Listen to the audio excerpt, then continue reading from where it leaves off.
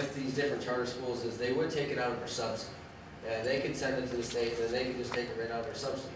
But we wanted to control our own cash. However, given this year that there was no state budget, and we really didn't receive a subsidy, we thought if we weren't getting paid, why should the charters be paid? So now, most of these charter schools were working with us, and we were cutting them a check. But now some of them have gone back to the subsidy, so we're reconciled it now, where it just depends. I guess this year was an awkward year. We do want to cut a check. But where would it Come out of your regular instruction. Regular instruction, Yep. Other expenditures. other expenses. So that's 6.1 million number there. Correct. Thank you. Any other questions? Moving on to the capital projects fund. This is really what we spent this current year, as we've mentioned a few different times. We're trying to spend this money down. Any questions regarding the capital projects? Okay, we'll move on to the food service fund. As you can see here, we've been mentioning all year long is because of USDA guidelines, our sales have gone down, which you see as a result of our revenue. But you have seen down here in the salaries and benefits where we did move most of our employees to Airmark, given with that last agreement that we had. And you see with the management fee / other, their expenditures are higher as compared to last year as a result. Any questions? I have a question. Now, the mandated food that nobody liked to eat, that's changed for next year, right? I would have to look into that. I know some different guidelines have changed, but the overall impact I don't know off the top of my head. All right, because I thought that was like federally, like nixed. Oh, you're here? I can answer it. Okay, Yeah, go ahead. There's still a proposal out there to lower some of the standards. For example, the whole grain that went to 100% a couple of years ago Yeah. could drop down to 80%, which would allow us a few items, for example, like the white pizza or white pasta to be introduced back in. As far as smart snack guidelines, there's no changes that we hear on that. But as far as the food guidelines, it's lowering the whole grain and whole wheat and not implementing sodium to the restrictions that they were going to. They've kind of left those as a lax as well. So not completely throwing it out the window, but they realize a lot of school districts have struggled. So they're going to relax it a little bit. That's the pending bill that's out there. It hasn't been voted yes or no yet. But I think there's enough pressure to lower it down to that 80 to get some of the more student-friendly options kind of back in, i.e. pizza or the white pasta, without having to do exceptions and items like that. So Now, while I got you here, yes, last year there was issue with a number of students running up their tabs, I should say, and we had changed that policy last year. Did we end the year on a better note? this year, Yes. I don't know if it's actually been tabulated yet, but I think Aaron could probably answer that. Slightly better, yes.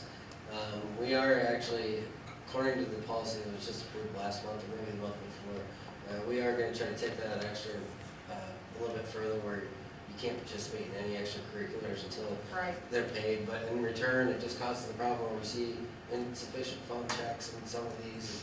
So, you see the cycle that this is going to I see, yeah. Come on.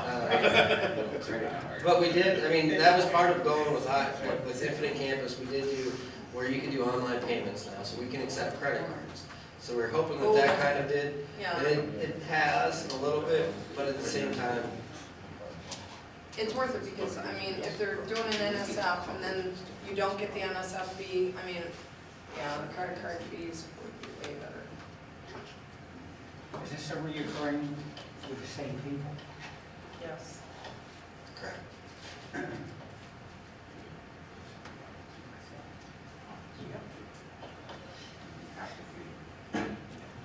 have to be. Right.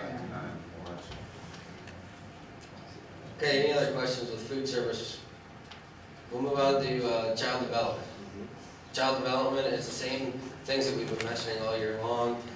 Given the staff, the student ratio we had some staff missing throughout the course of the year, which is why we were down a little bit in our tuition revenue, but you also see the savings down on the staff from that. Any questions?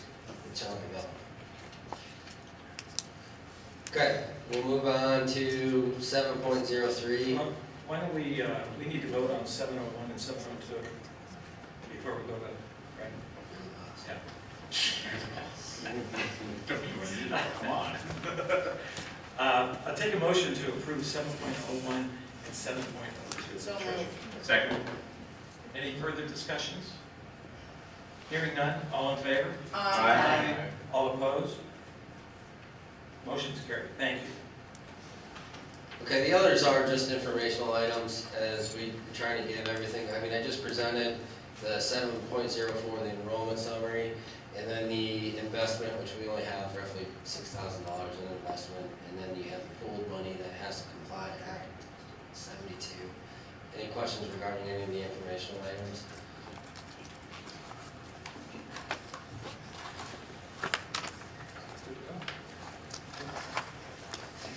Okay, thank you, Mr. O'Toole. Appreciate it.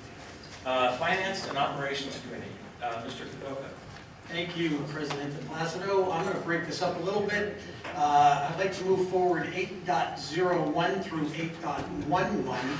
8.01 being a bid tabulation for concrete work at various schools. 8.02 tabulation of bid for exterior painting at the Bell Valley and Tracy. 8.03 bid tabulation for paving work at various schools.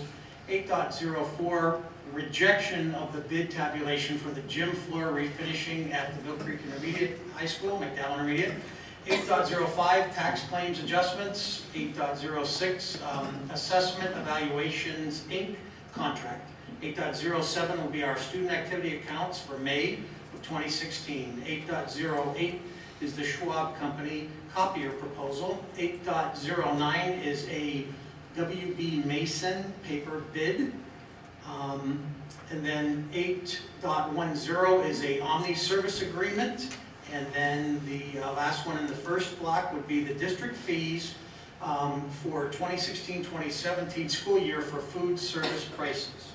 So I'd like to move 8.01 through 8.11 forward as a block. Second. Second. Any discussion on any of those items? Yes, Mr. Placido, on 8.08, the Schwab Company copier proposal. Did we bid on that? Was that put out to bid, an RFP? We bid on a piece last year. This is part of the master lease for which we have with Schwab. And I believe it adheres to the state contract pricing anyhow, for which you wouldn't even have to bid if it goes with CoStars or the other areas. So this specific, that these 6 I believe are in here, we did not. No, it is all part of that state contract pricing with that master lease agreement. So the state, let me see if I have this correct. The state puts out a contract for copiers. And are we obligated as a school district to abide by that contract? We will never pay if state contracting exists, whether it's CoStars or there's other ones that I can't recall off the top of my head. We'll never pay more than what the state contract states. Whether the vendor comes in, we always double check it. That's part of our process, and our purchasing agent will always double check to make sure we at minimum, receive state pricing. There was a question that I had several months ago relative to the contract itself, and why is the district being charged $28,000 or $29,000 for extra copies? Are copies part of this contract? Correct. It is a per-click charge. Per click. Now, can you negotiate per click charge? Everything's negotiable. Okay. What I'm asking is that you're paying a monthly fee, plus at periodically, since I'm only on the board several months, periodically they're submitting to the school district a charge for copies.